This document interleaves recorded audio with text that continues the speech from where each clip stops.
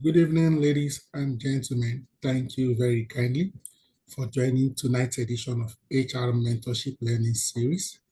Ladies and gentlemen, please confirm that you can hear me. I need us to confirm, please, that you can hear me. Ladies and gentlemen, how has our day been so far? So far, we'll be looking at a very interesting topic. All right, and the topic is increasing productivity at the workplace, understanding and minimizing human errors. Ladies and gentlemen, HR and not just HR, management and any line manager, supervisor, one of our objectives, in addition to ensuring that the organizational goals come to fruition, come to reality, is that we drive productivity. Almost all HR initiatives, programs aims at driving productivity. And one of the things that can water down productivity, reduce the impact of productivity, or negate productivity is human errors. And that is why this topic, I think, is important and that we look at it. Of course, there will be things seemingly that we know, but we'll also highlight some things that we can do differently, do better, and learn. During this session tonight, we'll be looking at some causes of human errors.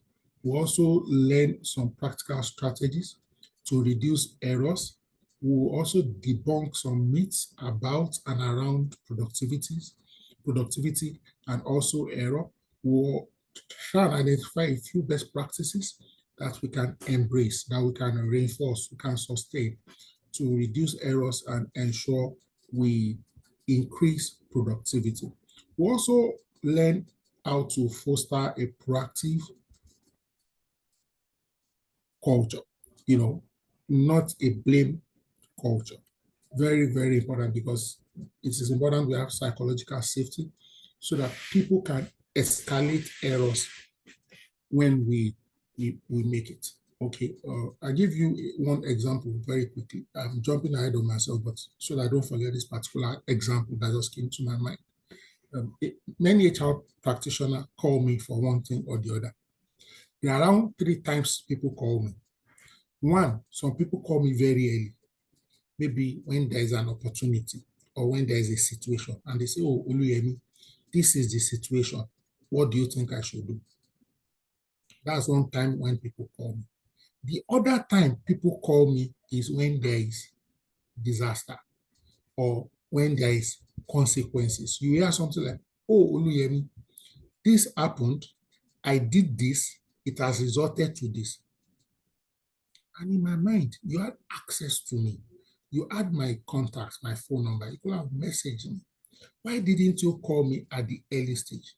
I'm using that as an example to show how, even at the workplace, when people could have access, counsel, or advice, but if there is a blame culture, they will see what they can do to manage the situation, cover the situation, wish away the situation till it is too late.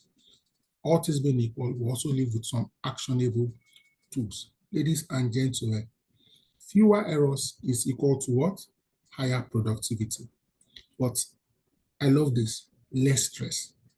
Because you can have productivity with a lot of stress, and sometimes you can also have productivity with medium or low stress.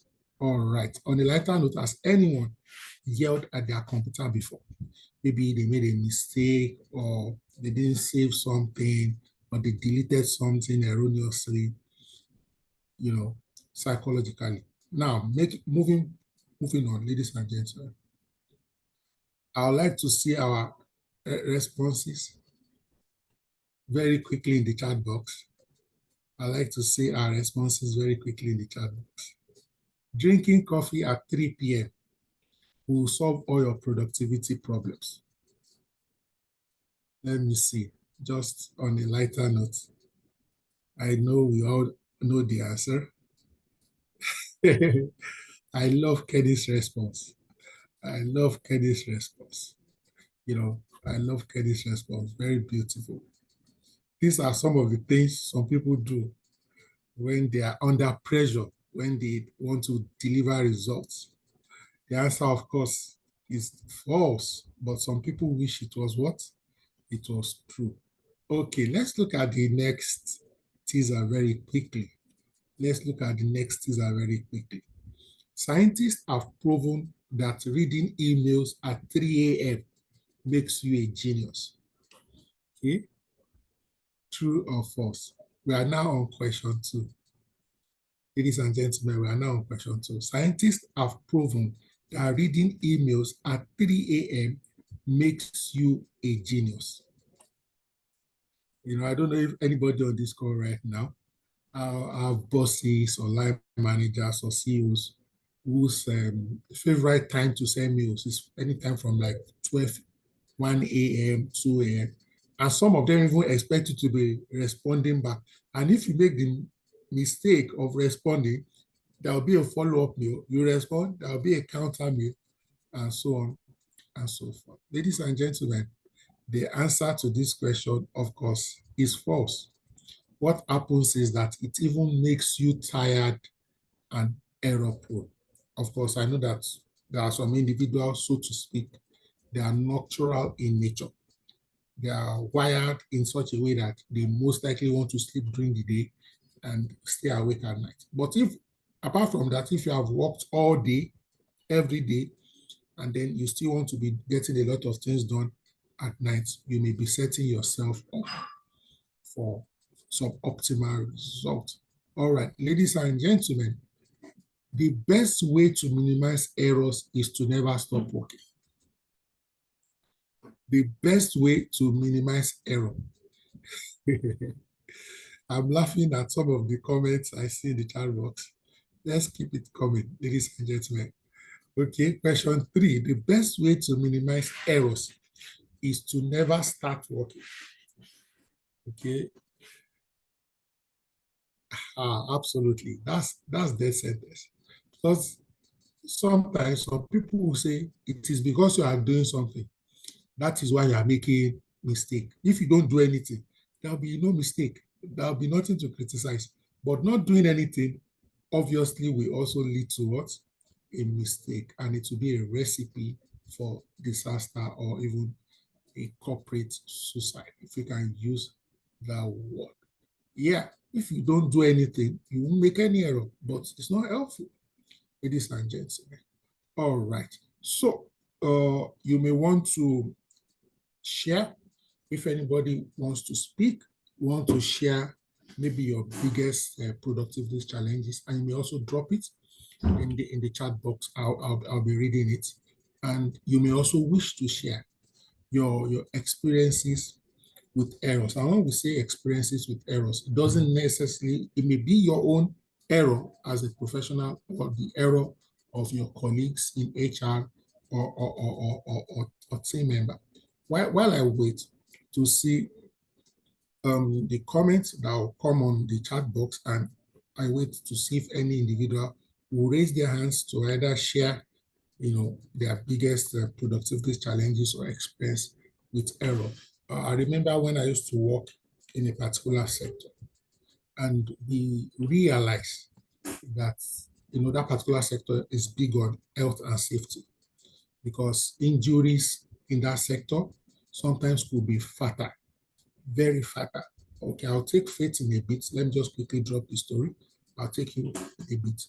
And we realized that, for example, and about 70 to 80% of industrial accidents took place from 4 p.m. downward in the evening. About in that particular organization.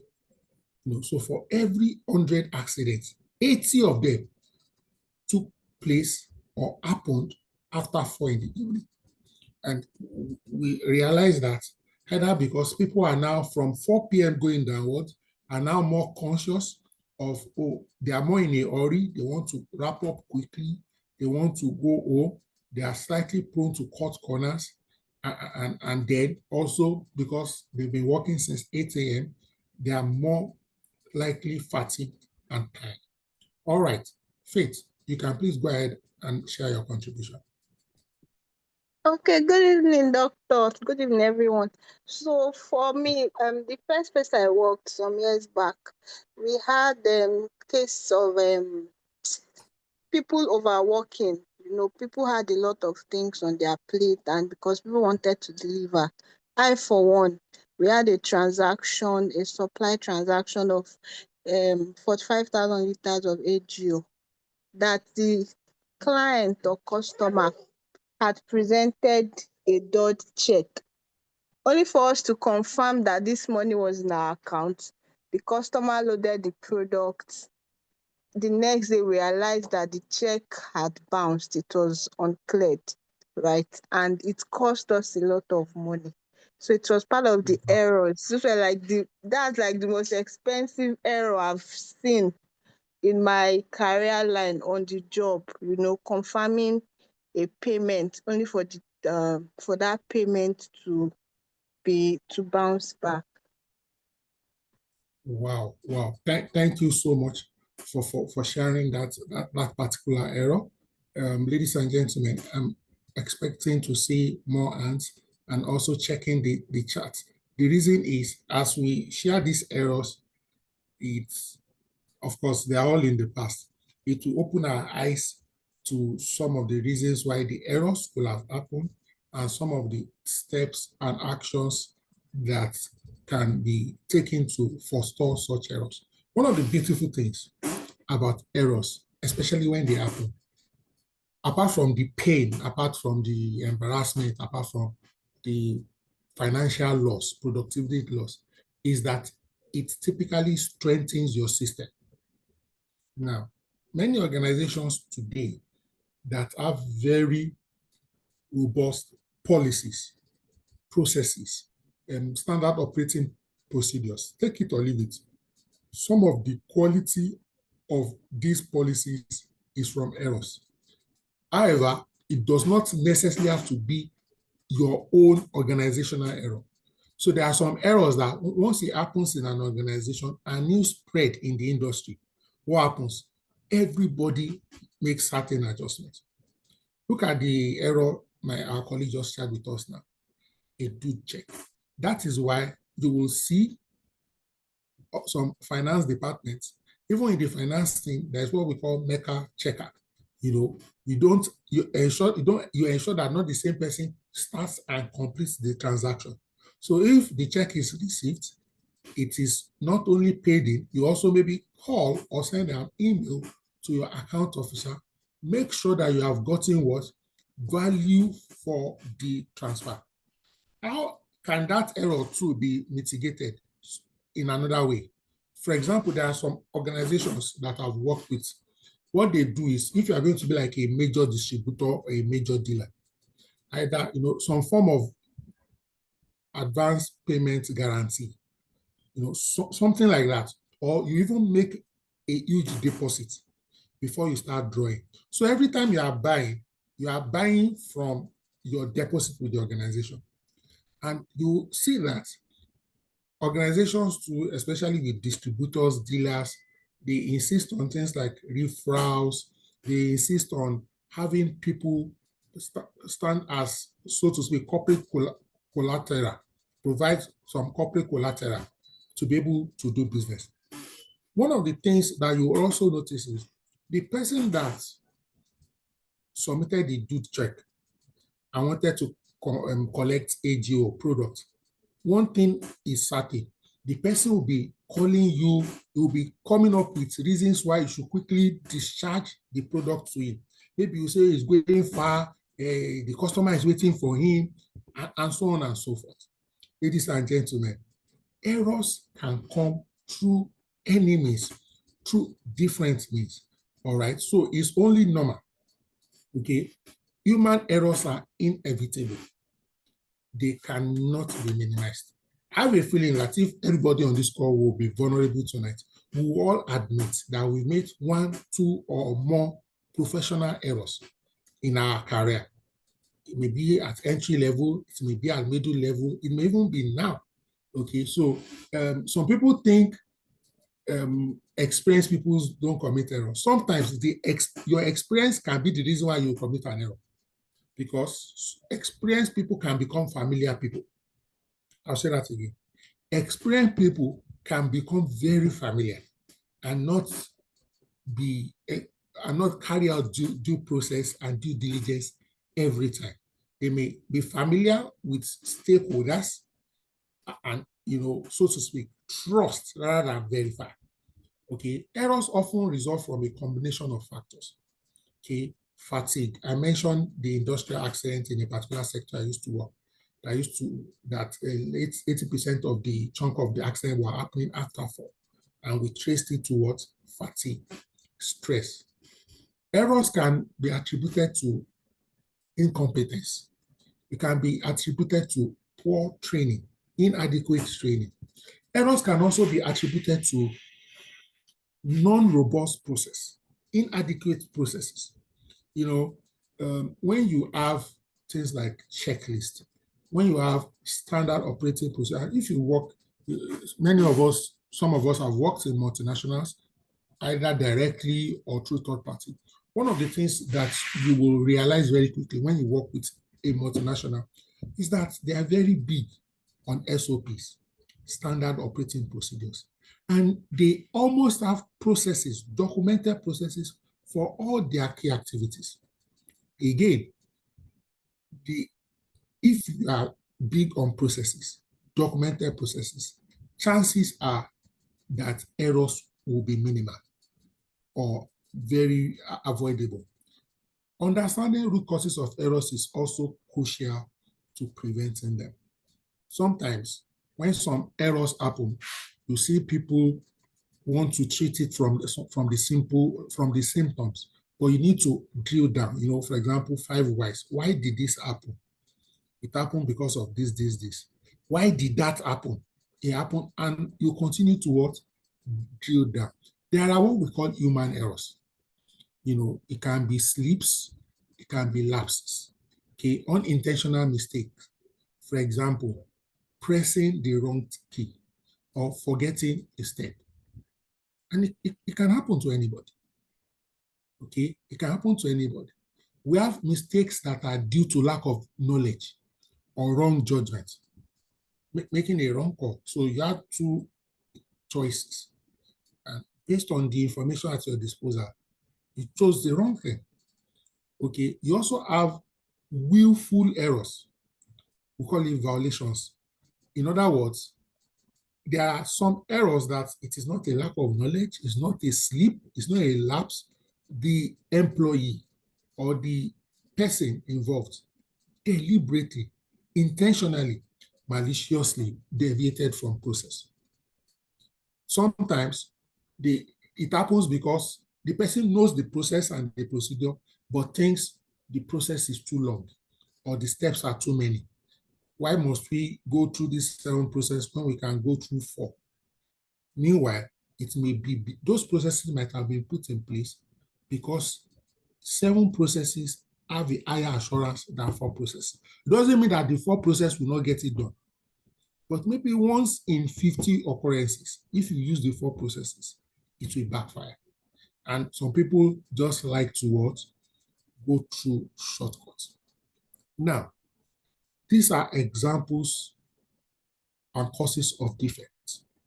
Okay, we can see some human errors here, ladies and gentlemen.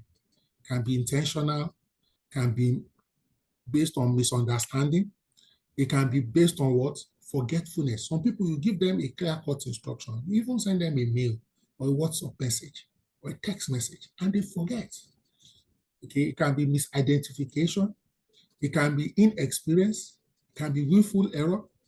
It can be inadvertent error. It can be slowness. So if you are not fast enough in taking some actions, in doing some activity, while you are at it, because you are slow, can lead to some errors. You believe it or not, some errors can be due to what? Non-supervision or poor supervision. So junior people, for example, may commit errors because there is poor oversight functions over them. Okay. And some people also commit errors if there is an element of surprise. Maybe something that is not the norm, something that is not typical, usual, happens, they may miscalculate. Okay. Ladies and gentlemen, some causes of defect still on this subject matter.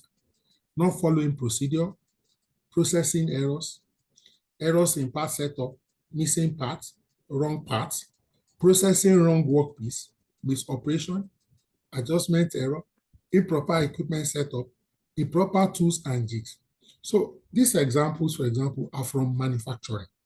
That's why I said we use a few case studies, but you can also transfer some of this knowledge. Now, if you are not aware that you can have this many errors,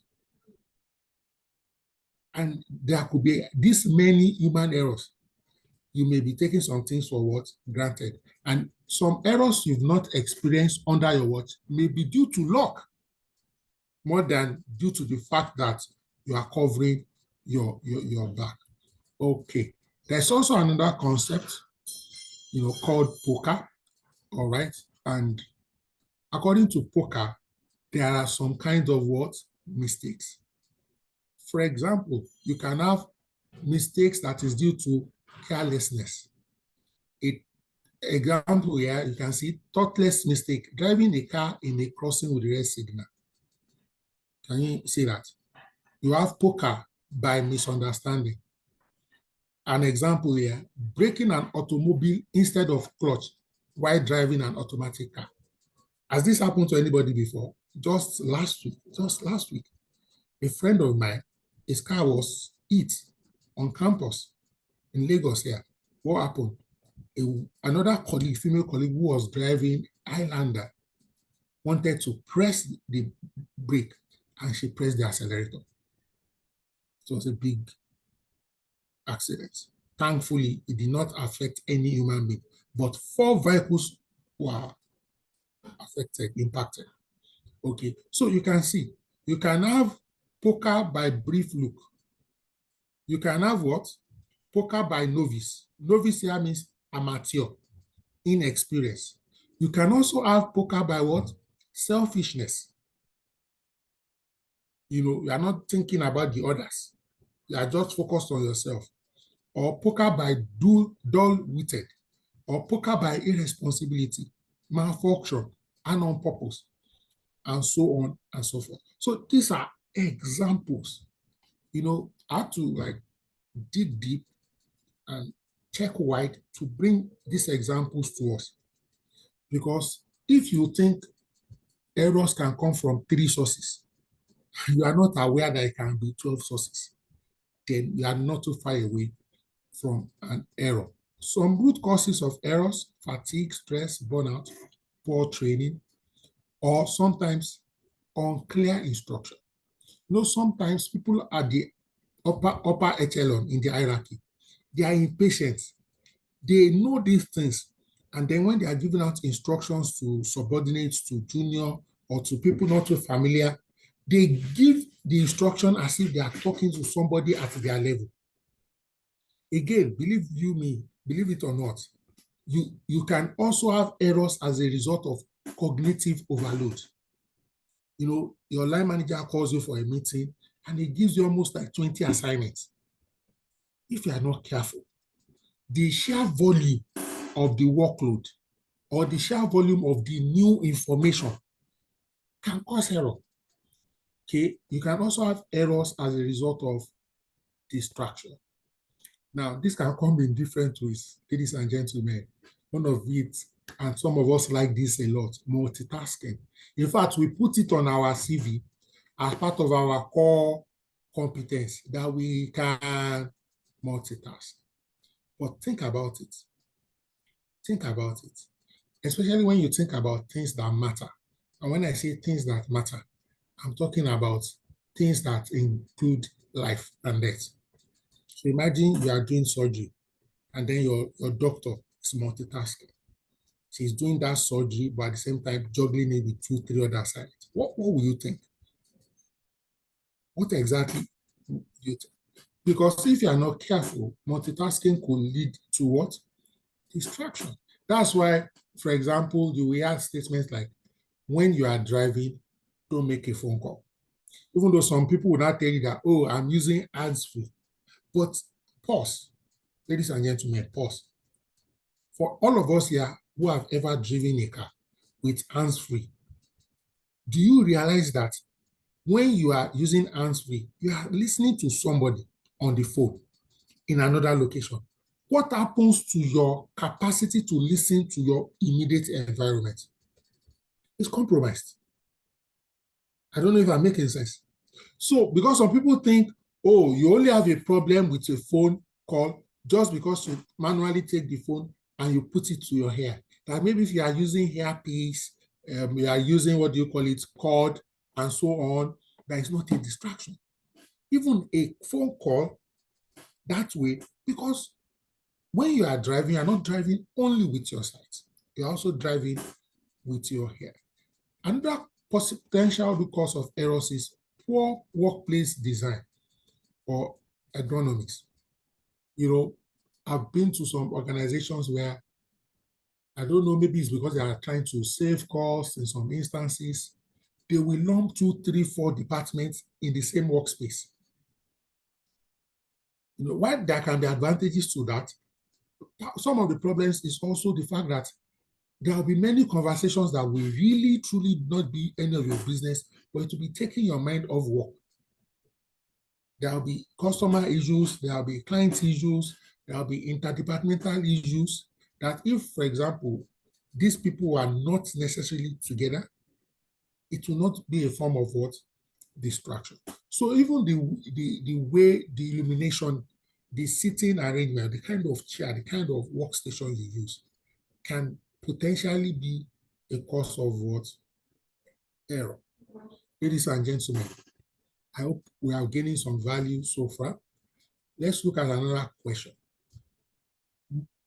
I guess we know the answer. Multitasking makes you more productive because you get twice as much done. True or false? True or false? Okay, while I'm waiting for our responses in the chat box to that particular question of multitasking, I'd like to read this by one of our colleagues here. Thank you so much, Kenny. And Kenny says here that not setting clear and concise job description or communicating the job description or goes poorly can cause major errors. Exactly. Fantastic. Thank you. I can see our responses are coming in fast and furious. Thank you so much. Ladies and gentlemen, we are all correct. The answer is false. That multitasking makes you what? More productive. In fact, based on certain experiments, human experiments that have been, workplace experiments that have been conducted, multitasking increases the probability of error by 50%. I'll say that again. Multitasking increases the probability of errors by as much as what? 50%. Again, think about it, reflect. You can actually only do one thing well at a time. I'll say it again. Emphasis on the well. You can actually only do one thing very well. You know, on a lighter note, it's almost like saying you want to sleep in 2 rooms at the same time. By the time you are entering the other room, you have exited one room. So sometimes look at workplace task, assignments, projects as rooms. You can only sleep in one at a time. Thank you so much, Blessing. Says here, multitasking doesn't work for mental work because your mind, your intellectual, your cognitive presence is required. Thank you so much, my sister. Dr. Kudra says, I read somewhere that multitasking can be a sign of mental disorder. You know, you just want to do so much so that you can get it done quickly. Yeah, depending if there are maybe mundane tasks, inconsequential tasks, maybe. But when they are consequential, it can lead to disaster. Again, look at very important assignments.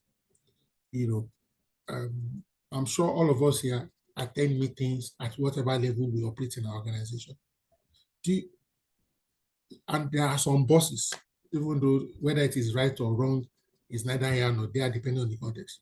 I've worked with some bosses that they will tell you that when you are coming for a meeting, especially serious meetings, they will put like a basket in front of the table. Everybody drop your phone. Guess what? Once everybody drops their phone, you will notice that there is a slight increase in attention around the table. Even though some people tell you, oh, on the phone, I'm taking notes, which is true. Some people can actually, maybe when anybody is making a comment or presentation, they may be maybe checking for data information on the phone. But even the process of checking for data, even though the data is for the group, the timing you are using to check it, you may not hear your colleague. So you can have issues with what? Multitasking. Now, look at this next question. Okay, question 5. Fatigue has the same effect on your brain as being legally drunk. Let me see our responses in the chat box. Okay. And I'm sure somebody will say, what are these two extremes we are comparing? Imagine we are comparing being fatigued with what? Being drunk. You know what it means to be drunk? Maybe you've taken excessive alcohol, you are intoxicated. So while I know some people, many people on this call, for example, may not even be taking alcohol at all, are there people on this call that don't get fatigued regularly? They walk until they are fatigued.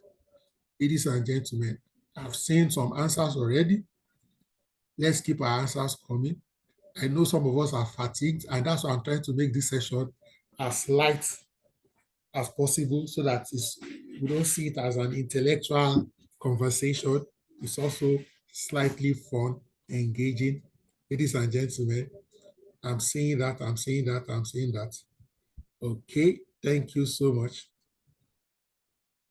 Okay, thank you so much, my brother Akindele Akinpelu. Thank you so much. Okay, all right. So you see here, the answer is what? True. The reason is, what is one of the key consequences of getting drunk? It impairs judgment. Also, when you are really fatigued, one of the impacts on the employee is that what?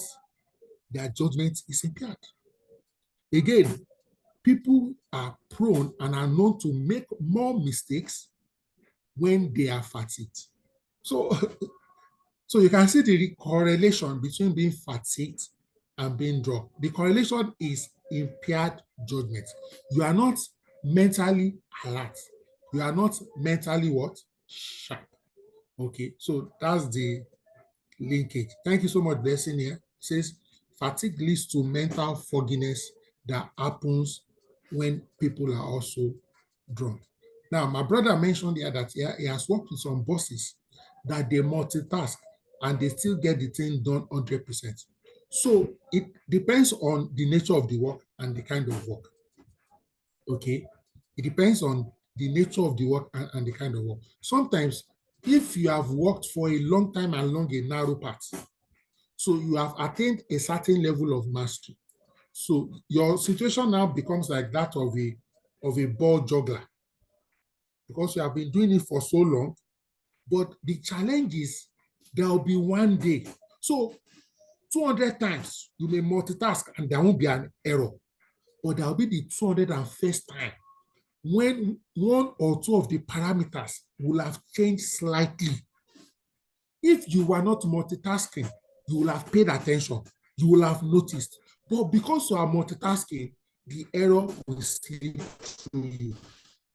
So again, sir, don't forget that we are looking at multitasking from a productivity and from an error perspective. Okay, thank you so much for contributing. All right, so strategies to minimize human errors. So that's what we'll look at in the next few slides. But staying on this particular page, you can see here that there are some wrong methods of correcting human errors. Wrong methods, inappropriate method, ineffective methods. For example, negative encouragement, improper punishment, or somebody will do something small and the punishment will be so huge. There's an adage or a proverb, or colloquial expression. They will say, what did we carry? What did you throw? In other words, kill agbe kileju. Sometimes the punishment some line managers or organization met out to some errors, there's no correlation. Okay. Sometimes too, you are trying to correct an error and you're not providing the solutions to the worker. You're not providing the alternatives, what could have been done. Sometimes not identifying the root cause, not focusing on safety of the workers. This can be critical. Okay. Again, in the next few slides, we'll look at some solutions, but you can see that sometimes updating your policy can help minimize errors. Educating can be training, enlightenment, knowledge sharing session, and so on and so forth. Exposure to best practices. Sometimes, when you do exchange programs, when you deploy people, it helps enrich their knowledge. Okay, and then monitoring. When you monitor, when you track, sometimes we are not monitoring because we don't trust. We are monitoring because no human is what? Infallible. And that is why we have supervisors. Okay, ladies and gentlemen, it's very important that we pay attention. So the first major solution here is that we must improve our processes and systems. Processes and systems. So things like standard operating procedures, clear documented steps reduce what? Ambiguity. Now, I know many people on this call will say, Oluyemi, we have SOPs. Key question, ladies and gentlemen, the SOP you are using or the SOPs you are using, when last did you review it? Have you reviewed them this year, in the last 12 months or 18 months? I know people that they are sitting on SOPs that are 5 years old, 8 years old. It doesn't cut it. SOPs need to be what? Reviewed, because things change. Maybe due to regulatory requirements, maybe due to changing consumer preferences, and so on and so forth. Some processes may, in quotes, work very well with the older generation. Are you sure those processes too will work well with Gen Z, with Gen Alpha? Just saying. So clear documented steps reduce what? Ambiguity.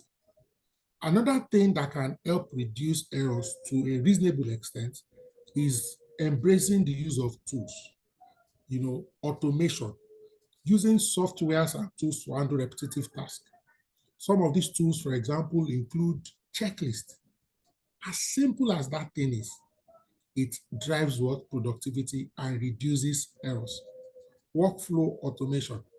I remember I was working in a particular organization many years ago, and there's this tool. I'm sure quite a number of us will be familiar with it now. It wasn't popular back then, but because I was in the academia, it's called Grammarly. And what do you use Grammarly for? You use it, for example, to check grammatical errors. And we used to have reports that are 20 pages, 40 pages, 25 pages. So I had a team that was reporting to me. Typically, maybe it will take them 2 days to write a major report. Then they will now use another day or half a day to review for accuracy, because it was a very regulated environment and had a very near zero threshold for errors. So it will now finally come to me as the head of unit for final vetting. Guess what? I just won the 25-page report through my Grammarly. Note, I subscribed for Grammarly personally. I paid for it. So I wasn't using the free version. And this was not a tool that was given to me by the organization. But the beautiful thing about Grammarly is in seconds, literal seconds, less than 1 minute, it has shown all the issues, I underlined there. So you can now go back and check. So of course, you have the option of automatically accepting all the corrections, which I don't advise, because sometimes it may not accurately understand your peculiar context. So I'm also drawing that so that some of us, we also make errors because we are using tools. We now become overly dependent on tools, not knowing that some of those tools can make mistakes. For example, the chat GPTs of this world, they will put a disclaimer, you will see it, that it can hallucinate, is prone to errors. So embrace tools, embrace automation, but still do your what? Due diligence. So processes, systems, automation, and tools help you to reduce your errors. Design systems that prevent mistake. Okay. And that's what the Pokayoka system, one of the things is advocating, that you should come up with what? Error-proof systems. Let me give you an example of some of these systems. I'm sure all of us should be able to relate to this example. Just picture a microwave oven. Picture a microwave oven right now. Do you realize, at least I'm speaking based on my knowledge, please. If I'm wrong, you can correct me. All microwave ovens that I have seen in offices anywhere, the moment you punch the button to open the microwave, what happens? The lights and the heat in the microwave does what? Goes off immediately. So that is a system to say, because if it is possible to open the microwave and the heating mechanism internally will keep working, what will happen? Some people will put their hand in a hot environment and it can damage us, but they have done error proof here that it's not possible for you to put your hand into a working microwave.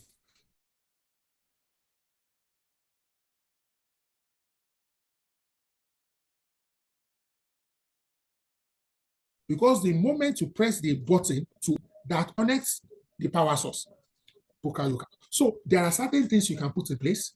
It can be maybe in your form that you have to check something. If you don't check something, you won't be able to move forward in filling the form. You won't be able to go to the next step. You won't be able to go to the next stage, and so on and so forth. And there are instances where, I'll give another example. In organizations today, there are many things that are like self-service, where maybe an employee can say, oh, I've changed my house, my residence, or I am now married, or I now have a child, those kind of things. And by themselves, they can fill the enterprise system, upload the evidence of their marriage or utility bill from their new house. We've seen instances where people didn't marry or didn't change house. They'll just put any random receipt and upload. But guess what? The system will not accept your submission without it being vetted or validated by an authorized employee, maybe in HR or control or something. And that authorized employee will check out for all the appropriate documentation, validate it, like second order condition, and then now approve. You can see. So these are some of the things that help us to what? Error proof. So anytime you are thinking about a process, a system, activity in the workplace, always ask, brainstorm as a team, what are the likely errors that can occur in this flow? How can we error proof it? Sometimes the process of error proving may mean additional layer of control, but please, is worth it. You see, we don't appreciate errors until they happen. Some errors may cost you 5 naira. You can even say, oh, what's 5 naira? I will pay. What if it is 5 million? What if it is 5 billion? Then some errors, their outcome, their consequence can include life. I remember one day, I was talking to a colleague on the phone, and the colleague had made a mistake. And the colleague was remorseful and reached out to me to apologize during the weekend. Of course, we had settled the matter on Friday. So I feel the person felt the stress I had to go through to make amends and correction. So she was apologizing. And then suddenly, I realized that my wife, that we were on the dining table together, was shedding tears. So, as a man, I'm like, what has happened? Did you get a message? Did the patient die? What happened? She said, no, there is my conversation that is making her cry. She said, see the way we mentioned error and we said, let's move on. That in our profession, when they make a mistake, people die. And since that day, my perception of error changed. And that's one of the reasons that even led me to come up with this webinar topic. It's dawned on me that when we make mistakes, even if people don't die instantaneously, we are killing systems, we are killing businesses, we are killing stakeholder value, we are eroding into all these values and killing them. So if a lot of us and enough of us kill the business, it will die one day. Question. So you see that it's very critical you do anything and everything professionally to minimize or eliminate what else. Okay. Some people say, oh, checklists are for pilots. Checklists are for surgeons. Ladies and gentlemen, let me see if anybody is responding to question 6. Thank you so much. I intentionally put these questions here so that I can gauge that you are following, and I'm excited that we are following. A checklist can be like the picture on this, showing on this page right now. It can be 20, and the checklist can just be 4. Okay, the number is not what matters. It is the adequacy, the robustness. Ladies and gentlemen, checklist can work for anything. You can have a checklist for your email. For example, on your checklist, it can be something as simple as, for email, check the that you are sending the email to the right recipient. Check the copy. I don't know if you've been at work before, and maybe some people start to send emails, and maybe they copy like 100 people. The first mail copying 100 people, it may be valid to copy 100 people. Then you are responding to the mail. Then you now say, well acknowledged. Then you now click reply all. Then 100 people see well acknowledged. Let's assume that 20 people in the organization all say well noted, well acknowledged, seen, noted for action, and you are all copied. So you can have a checklist for all staff to say, please, when you are sending emails, check before you click reply all, that all need to see what you're about to say or send. All right. So everybody needs what? Check-in list. This is another tool, SBAR. Okay, S stands for what? Situation. Okay, the situation, what is happening now. B stands for background. What has happened in the past that is relevant now. Okay, situation, what is happening right now. Background, what has happened in the past that is relevant right now. You don't always ignore the past. Okay, then A means assessment. Okay, what is the issue in your own professional opinion? What is the issue? Finally, R, recommendation. What do you think needs to happen now? You see, sometimes because we are focusing only on the now and we don't quickly consider the past, we may make a mistake. I know some of my academic colleagues are on this call and they can relate, and I'm sure all of us at one point or the other, absolutely, we did our projects, or we were supported in our projects. Remember when you are in your chapter 2, what do we do there? We say literature review. In literature review, what are you doing?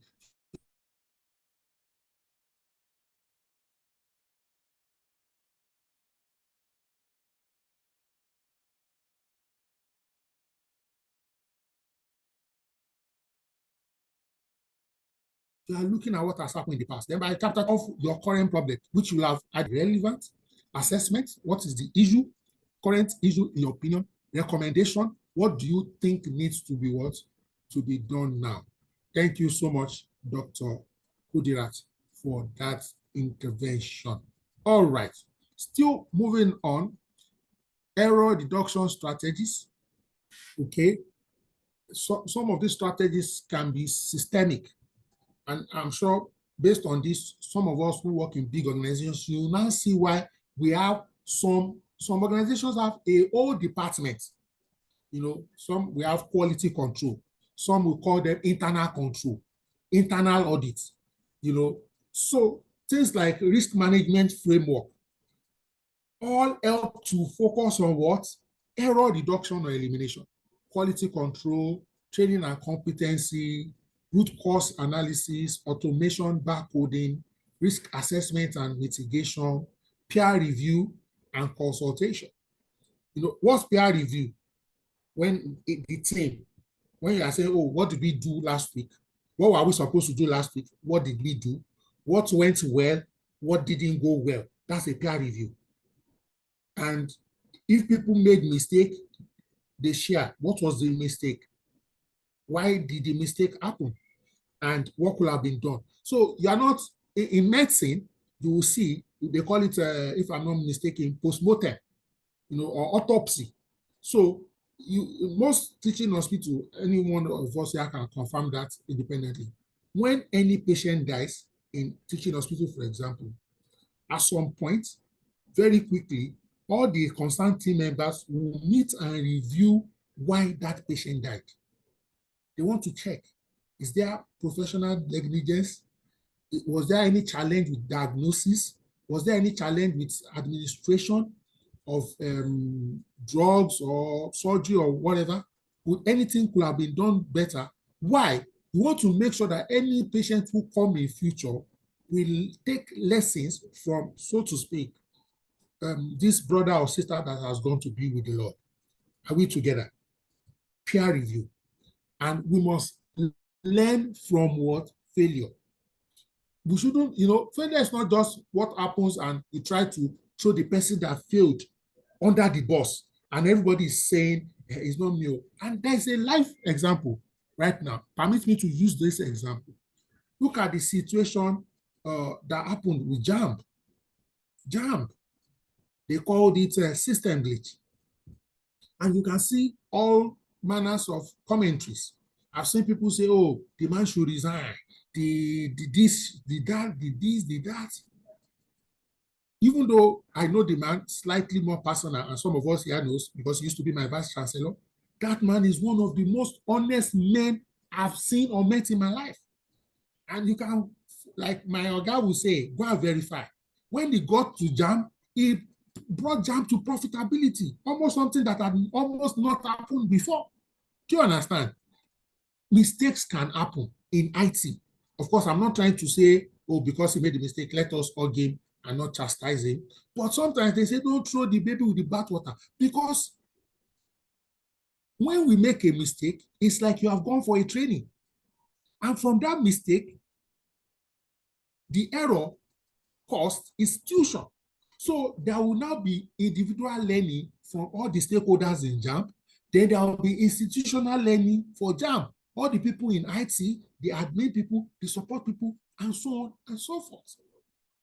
Are we together? So it is important that we always do continuous monitoring and audit. You see that when the JAMB mistake first happened, there were different stories.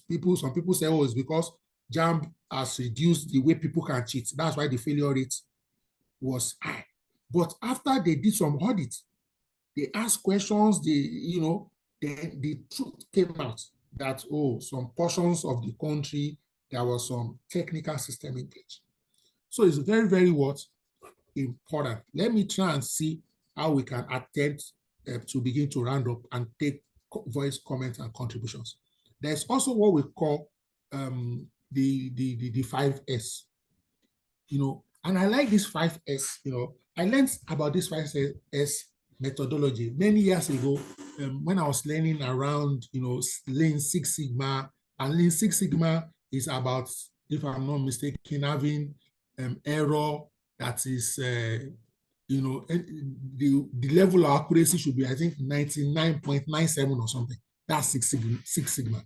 That anything you are doing, your degree of perfection should be 99.97, if I remember the figure right. So, when I was going through that Six Sigma methodology, that was when I got exposed to some of these other tools that help prevent or minimize errors. So when you look at the 5S or methodology, And you will agree with me, ladies and gentlemen, that one of the things they taught us in primary school, they will say, collect like terms. Who can remember? In primary school, when we are doing elementary mathematics, when you say collect like terms, what is that? That is what? Sorting. It's a type of what? Sorting. Because when you collect like terms, what happens is you are able to identify patterns. So, in primary school, they taught us things that they will say arrange in ascending order, descending order.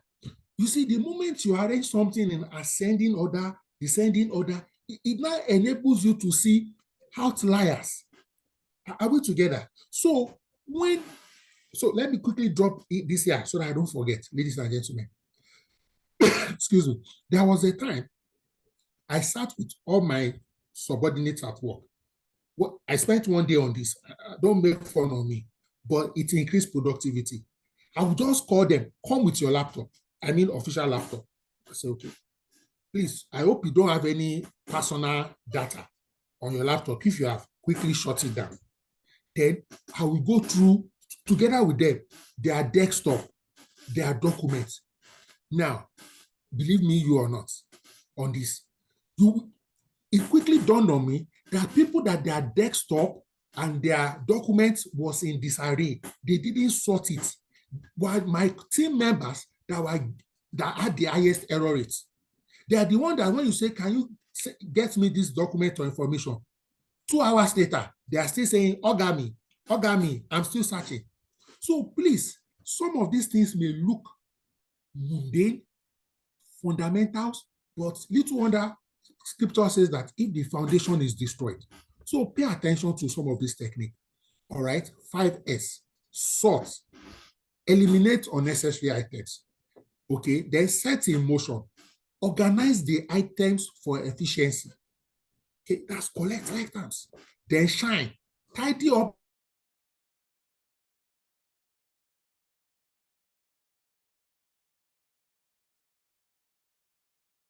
the workplace. So order, neatness, okay, then standard processes. Then the last thing here is what? Sustain. And when you sustain, today we are shouting sustainability. Perpetuates what? The new practices that is working. All right. Thank you so much, Dr. Kudrat. She said, yeah, elimination method, absolutely fantastic. Thank you so much, Omoba. Thank you so much, Princess. It takes courage and integrity to own up and take mistakes and take responsibility for our mistake. The JAMB registrar did the honorable thing. I doff my hat for him, especially with the way things are in our country, Nigeria. Absolutely, man. Thank you so much, man. Absolutely. And I align. That man is honorable because it was slightly easier to pin that error on something else or let it slide. Ladies and gentlemen, and this is one of the ways to minimize errors in your organization. As a leader, as a senior person, as a supervisor, when you make error, admit. You see, when you own up to your error, just like that JAMB man did, what happens? You liberate your team members to quickly own up to errors so that you will nip it when it is still young, when the consequences are still manageable, and not when it is above some certain threshold. Okay, so ladies and gentlemen, I'm attempting to close out on this. All right. Somebody says here that the best way to avoid errors is to work longer hours.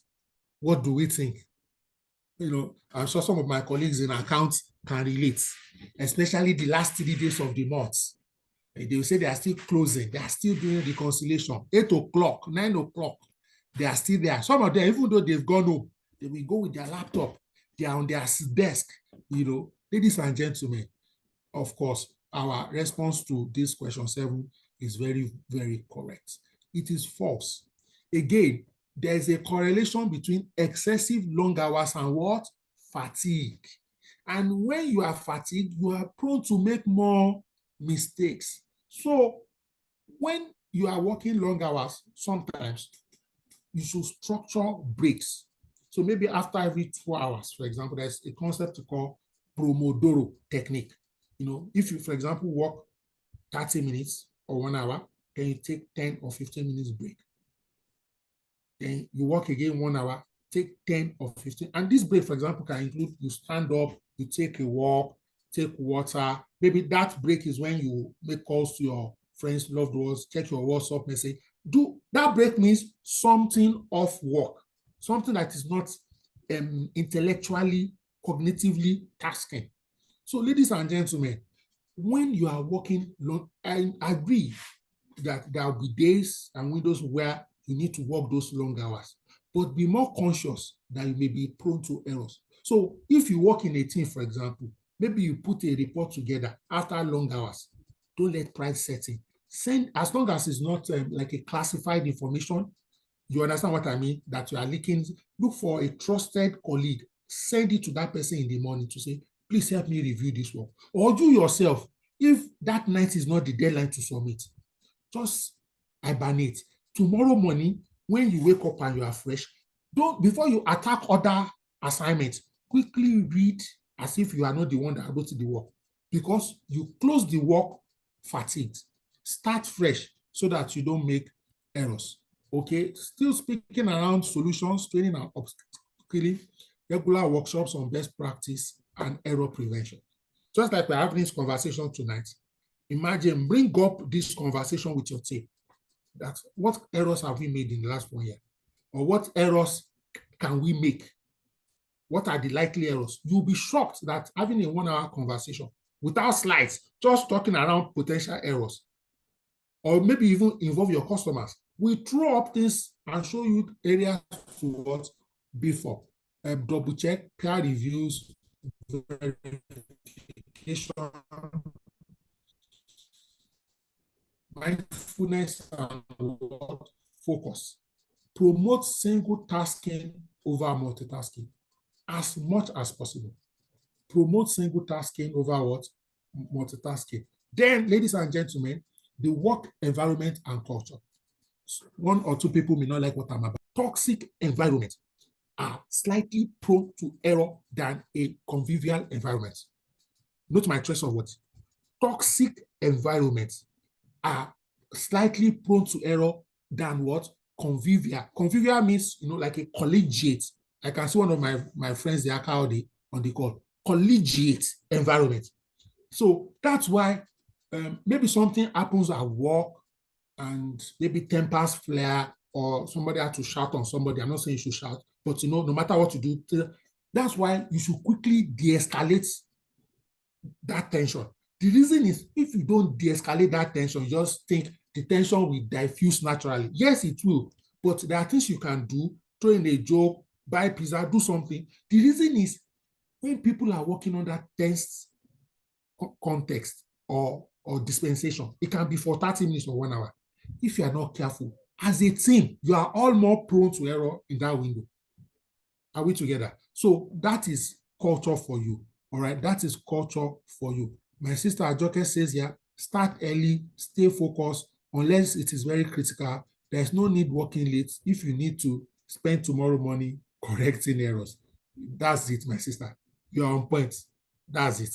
You do it faster, you are sharper, better, you are more innovative. You even write better when you are less fatigued. All right. So encourage breaks, flexible schedule, proper sleep. Employees should feel safe reporting error. For any of us on this call that are a line manager, please, if your subordinate makes an error, the most, how do I say this? The first person they should be comfortable talking to is you. I've worked in many places in my short career, and I've seen instances where I'm in HR, somebody in other departments will make a mistake, they'll first come and tell me in HR and say, come and help me tell my boss. Now, while I like the fact that they could come to me in HR, what's the word? It makes me slightly uncomfortable, because I think I reflect that, what if it is my own team member that made the mistake and the person first goes to another line manager?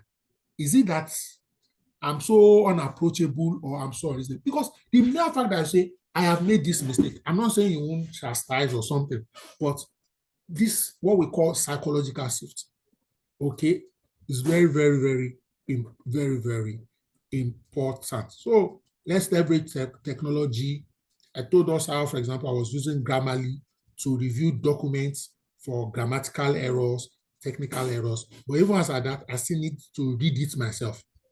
Okay. There are project management tools, Asana, Trello, and so on and so forth. Because some mistakes happen because somebody dropped the ball.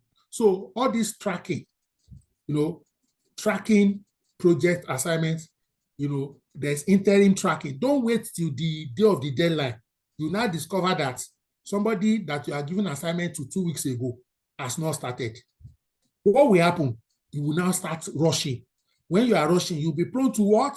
Mistake. So even our weekly meetings, our departmental meetings, they are designed in such a way to track deliverables and to minimize or eliminate what? Mistakes. You want to reduce reliance on memory for what?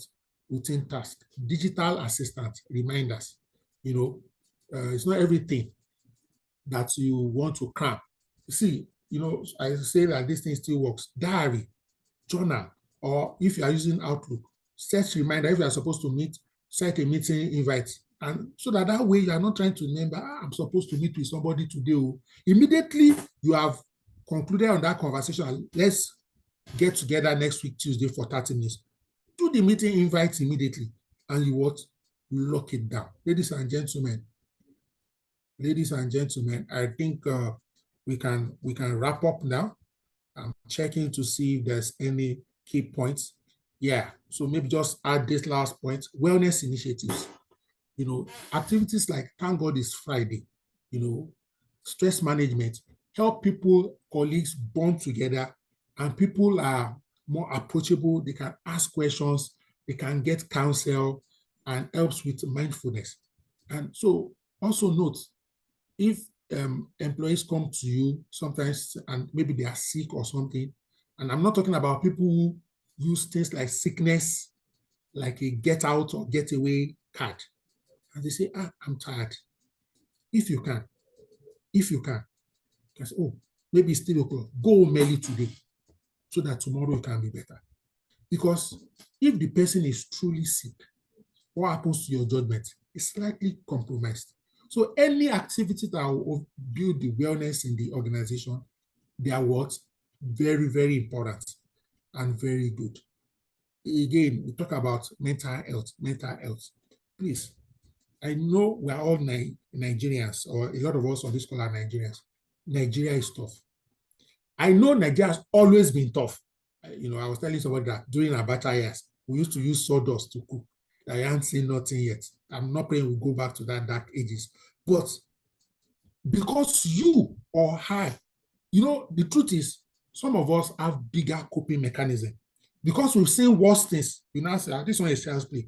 Please, this may be child's play to you. It may not be child's play to some of your colleagues. So let's, try and support mental health. And please, because I've started seeing a few of my colleagues even now turning mental health to a joke, they will now say, next thing now, you'll be claiming mental health. So when people have mental health challenges, they are even afraid to bring it to what? To the table.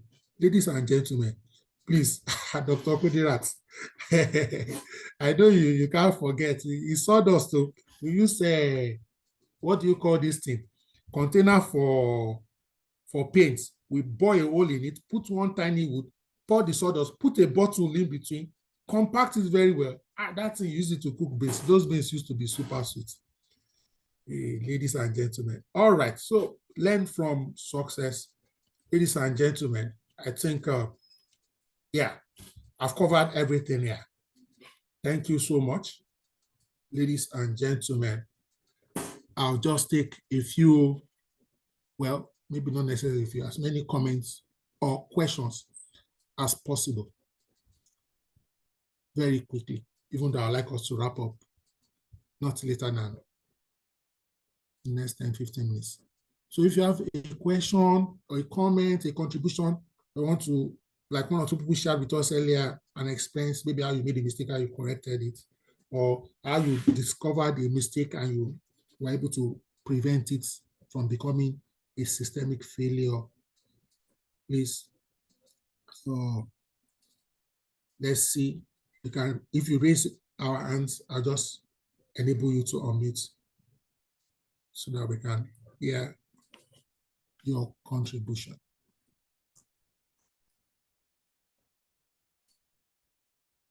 Okay, thank you so much for coming to my rescue. Dr. Kudirat, you have the floor.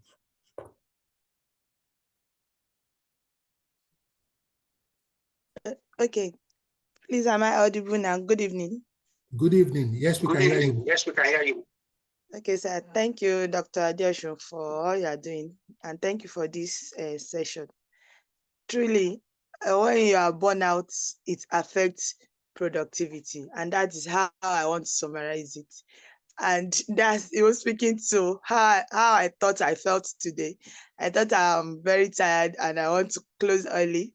But when I saw the topic, I wanted to learn. So, but speaking from my personal experience, I have learned to avoid burnout, because when you are burnt out, it affects productivity, whether you like it or not. And I like your analogy of being drunk and being fatigued. I think it was very apt, because when you are so burnt out, you come back to some things that you've done before and you wonder how you did that. And you also mentioned the fact that being experienced can also cause error. I agree with you on that too, because of very, very recently, some things came up and I wondered how that happened. And now that you mentioned experience caused error, I was able to quickly put it in context, because I thought that with long time experience, you are like infallible. So when we now uncover some errors, you begin to wonder how that happened.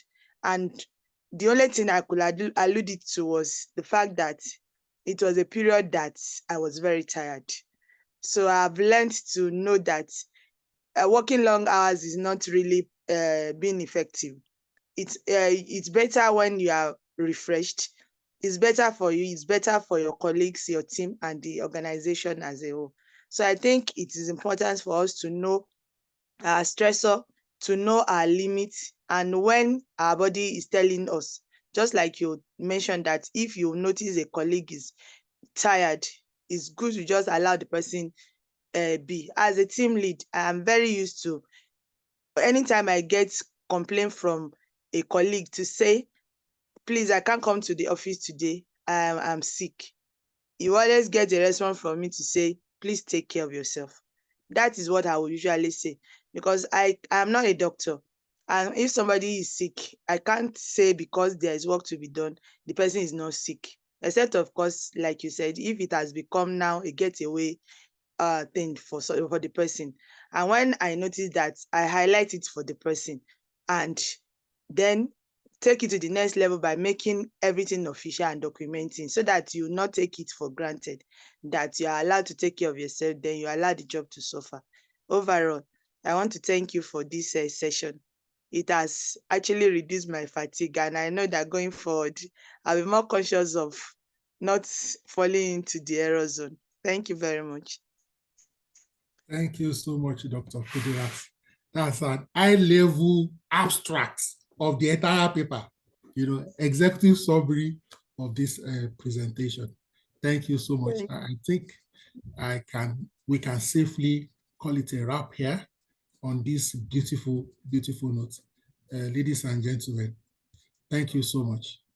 As always, this will be uploaded on the YouTube channel, Oluyemi Adeosun, tonight. So you can watch it or share it with friends, colleagues. Ladies and gentlemen, good night. Good night, sir. Good night, everyone. Good night, sir.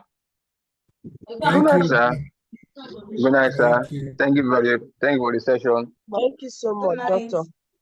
Thank you. Good night. Thank you, sir. Good night. Good night, everybody. Good night, Dr. Thank you, sir. Good night. So thank you, Oremi, Akipelo, Akindele. Thank you for joining. Good night. Thank you, sir. Thank you. Let me join this night. I appreciate my brother. I don't take it for granted at all. I really learned a lot today, seriously. in terms of this Thank you. multitasking. Well, it's just you really need on the head. Yes, At sir. times, I think maybe I'm kind of spirit, but Kai, I let you know that it's not easy at all. And I know It's not Fabo easy at say all. it's Oh, not easy. long. Mm, You mm, would think you are doing good, but Kai, no. It's mm. abnormal. Wallahi, seriously. Thank you very much. I really appreciate this topic Thank today. you. Thank you. Thank you. And I hope to My join brother next time again. Rabiu Mohammed, I greet you. Good to see you. Don't Good tell to me see say you. you see the office. So this background where I dey see so my brother. No. I'm not actually. I'm not overworking. I've actually waited just for this session. It's actually Okay. important. Sometimes somebody wants to even report an error, and he's what you said, he's afraid of his boss. It's actually very, very serious because that problem will wait for it to take long. When it crystallizes, then it becomes a serious problem for the whole organization. Too big, yeah. So it's always good to communicate regardless. Good to see you. Same here, my brother. Thank you. All right. Good night, everyone. Bye.